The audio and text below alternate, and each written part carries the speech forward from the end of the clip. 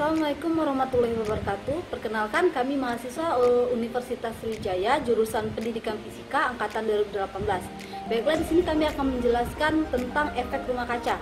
Sebelum kita membahas lebih lanjut efek rumah kaca, ada baiknya kita terlebih dahulu mengetahui apa sih efek rumah kaca itu. Apa itu rumah kaca? Rumah kaca adalah suatu bangunan seperti rumah yang keseluruhannya termasuk dinding dan atapnya terbuat dari kaca. Biasanya rumah kaca bisa digunakan untuk bercocok tanam. Terus apa sih efek rumah kaca? Efek rumah kaca itu biasanya istilah yang digunakan untuk menggambarkan atau menunjukkan bumi yang memiliki efek seperti rumah kaca, di mana di atasnya panas matahari itu terperangkap di atmosfer.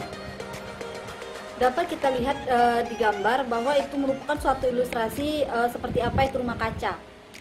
Biasanya rumah kaca ini digunakan di negara yang memiliki 4 musim, tetapi di Indonesia jarang digunakan rumah kaca karena yang kita tahu bahwa Indonesia itu mendapatkan sinar matahari atau panas matahari sepanjang tahun.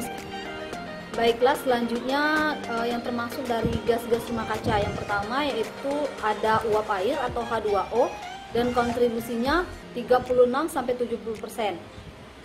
Selanjutnya ada karbon dioksida atau CO2 9-26%, metana atau CH4 4-9%, ozon 3-7%, juga ada H2O, N2O dan CFC dan HFC.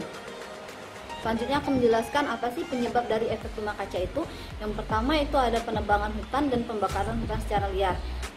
Dengan adanya pembakaran hutan secara liar itu dapat menyumbang gas rumah kaca di atmosfer, yaitu karbon dioksida. Terlebih lagi dengan adanya penebangan hutan dan penebangan pohon dan pembakaran hutan secara liar itu dapat mengurangi populasi dari pohon itu sendiri. Padahal kita tahu bahwa pohon itu dapat mengubah gas karbon dioksida menjadi oksigen yang diperlukan makhluk hidup untuk bernapas. Yang kedua yaitu penggunaan bahan bakar fosil. Penggunaan bahan bakar fosil ini juga dapat menyumbang gas efek rumah kaca di atmosfer, yaitu gas karbon dioksida. Selanjutnya yaitu dari industri peternakan. Kenapa sih industri peternakan itu juga dapat menyumbang efek gas rumah kaca? Karena dari industri peternakan itu terdapat kotoran ternak. Nah, kotoran ternak itu juga mengandung karbon dioksida dan gas metana yang termasuk dari gas efek rumah kaca. Yang keempat itu ada industri pertanian. Selanjutnya, bagaimana sih proses dari efek rumah kaca itu sendiri?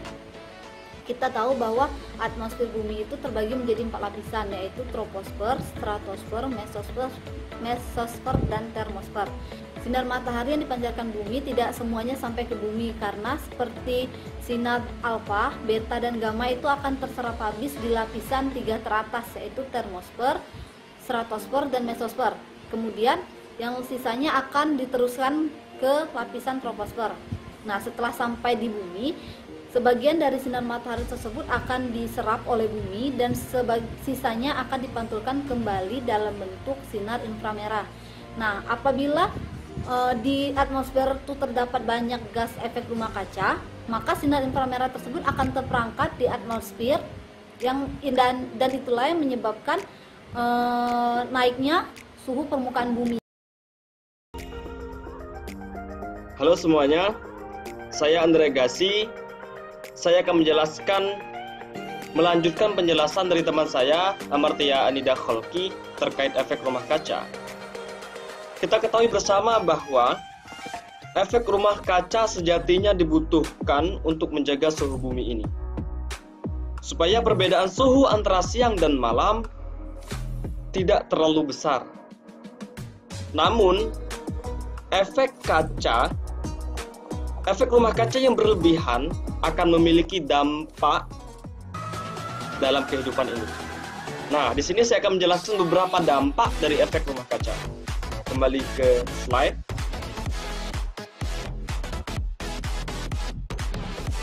Salah satu dampak dari efek rumah kaca adalah pemanasan global. Dengan semakin bertambahnya gas efek rumah kaca pada atmosfer bumi, maka semakin banyak panas matahari yang terperangkap. Hal ini menyebabkan suhu bumi semakin memanas. Terlalu banyak gas efek rumah kaca ini ikut berkontribusi pada pemanasan global. Hal ini sangat membahayakan seluruh ekosistem yang ada di bumi, termasuk kita sebagai manusia. Cahaya matahari yang dipancarkan ke bumi akan kembali atau akan dipantulkan bumi, namun karena ada gas efek rumah kaca yang dihasilkan oleh manusia itu sendiri seperti karbon dioksida, metana, CFC, dan lain, memerangkap cahaya matahari tersebut terperangkap dalam atmosfer bumi ini, sehingga suhu yang kita rasakan akan semakin panas. Dan saat ini telah terbukti bahwa kita merasakan panas yang sangat menyengat sekali. Lalu apa dampak yang selanjutnya?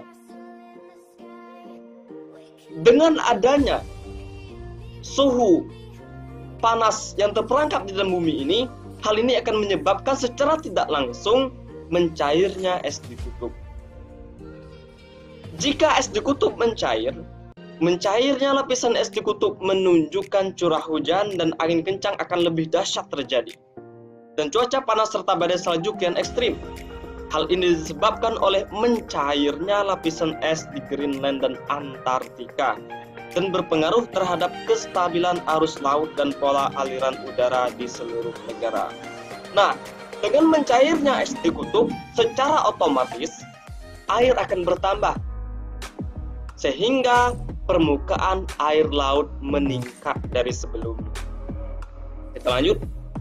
Dampak yang tidak kalah mengerikannya adalah air laut menjadi asam. Gas rumah kaca yang diemisikan ke udara sebagian akan terserap oleh air laut. Jika kadar gas tersebut semakin banyak, tentu yang terserap oleh air laut juga semakin banyak. Artinya, akibatnya laut menjadi semakin asam. Hal ini akan membuat air laut menjadi asam yang mengakibatkan musnahnya ekosistem di dalam laut itu sendiri seperti ikan-ikan, terumbu karang, dan lain sebagainya. Hal ini juga didukung oleh para peneliti di Jerman menyatakan karbon dioksida yang terserap laut ini menambah tingkat keasaman. Dan saat karbon dioksida terserap lautan, gas ini akan merusak baik laut itu sendiri maupun atmosfer bumi. Nah, itulah sedikit ulasan terhadap dampak dari efek rumah kaca itu sendiri. Lalu, bagaimana cara kita selaku manusia untuk bisa mengatasi efek rumah kaca itu sendiri?